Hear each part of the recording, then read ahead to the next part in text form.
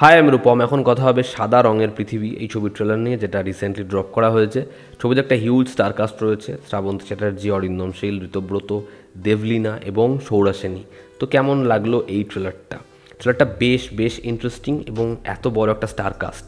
Trailer থেকে আমরা যে গল্পটা জানতে পারছি সেটা হচ্ছে বেনারসে একটা র্যাকেট খুব ছড়িয়ে পড়ছে, সেটা হচ্ছে ওমেন ট্রাফিকিং, এবং বহু মহিলা কিডন্যাপ হয়েছে, কিন্তু প্রত্যেকটা মহিলা বিধবা। এবং সবার সাথে কোনো না কোনোভাবে এই মুক্তিমণ্ডপের কানেকশন রয়েছে। মুক্তিমণ্ডপেই এই মেয়েগুলো সাধারণত থাকে। এবার কারা এই কিডন্যাপের পিছনে রয়েছে, কারা এই ট্রাফিকিংটাকে চালাচ্ছে, কেন ইনভেস্টিগেশন প্রপারলি হচ্ছে না?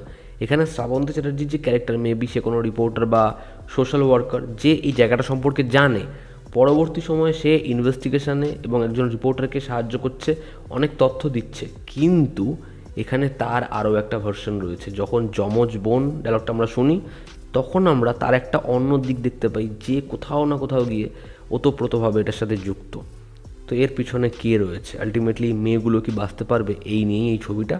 তো ট্রেলারটা বেশ বেশ ভালো এবং প্রত্যেককে দেখতে ভালো লাগছে। যখন ট্রেলারটা শুরু হয়, আমার দীপা মেহতার ওয়াটার ছবিটার কথা মনে হয়, যে এদের যে ক্রাইসিসটা, এরা যেরকমভাবে বলছে যে এরা মাংস খায়নি, এরা লাল কালারের শাড়ি পরেনি, তো এদের যে দিকটা সেটাকে যেরকমভাবে দেখানো, সঙ্গে সঙ্গে এটা কিন্তু শুধুমাত্র এই দিকটাকে অ্যাড্রেস করছে এমন নয়, এদেরকে নিয়ে একটা র্যাকেট চলছে।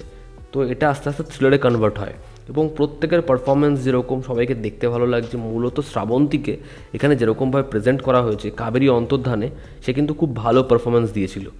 তো শ্রাবন্তী একজন ভালো অ্যাক্ট্রেস, তাকে যদি ভালো মতো ব্যবহার করা হয় তাহলে সে ডেফিনেটলি ভালো কাজ করবে। এবং এখানে শ্রাবন্তীর ওই যে ভার্সনটা, সেটা দেখতে খুব ভালো লাগে, যেরকম তার অ্যাক্টিভিটিস, যেরকম তার সংলাপ, এছাড়া প্রত্যেককে দেখতে ভালো লাগছে তারা যেরকমভাবে শ্যুট করেছে। গ্র্যান্ডার আছে, এতগুলো ক্যারেক্টার, কিন্তু ট্রেলারে প্রত্যেকে কিন্তু অল্প অল্প করে স্পেস পেয়েছে, সেটা এস্টাবলিশড হয়েছে। এবং তুমি যদি ট্রেলারটা দেখো, এখানে অনেকগুলো ক্যারেক্টার আছে যারা না আলটিমেটলি কী বা এদের মোটিভটা কোথাও গিয়ে বোঝা যাচ্ছে না। এখানে যেমন যমজ বোন মনে হচ্ছে, আবার অপরদিকে এমনও হতে পারে যে এই পুরোটাই হয়তো শ্রাবন্তী চ্যাটার্জির যে ক্যারেক্টারটা, তার ছদ্মবেশ। সে এরকমভাবে বাইরে থাকে, বাট আলটিমেটলি সেই হচ্ছে এর মূল মাথা। এবং এটুকু বোঝা যাচ্ছে যে এই ছবিটার মধ্যে একটা পলিটিক্যাল এনভায়রনমেন্টও থাকবে। ফলত ট্রেলারে কাউকে প্রপারলি অ্যান্টাগনিস্ট বলা যায় না, তার কারণ এদের প্রত্যেকের না যে শেডটা আমরা ট্রেলারে দেখছি, হয়তো ছবিতে সেই শেডটা থাকবেই না। হয়তো প্রত্যেকটা ক্যারেক্টার এখানে গ্রে শেডের হলো, এবং তারা শ্যুটটা ভালো করেছে, বেনারসটাকে দেখিয়েছে ভালো করে। তো ট্রেলারটা ডেফিনেটলি বেশ বেশ ভালো।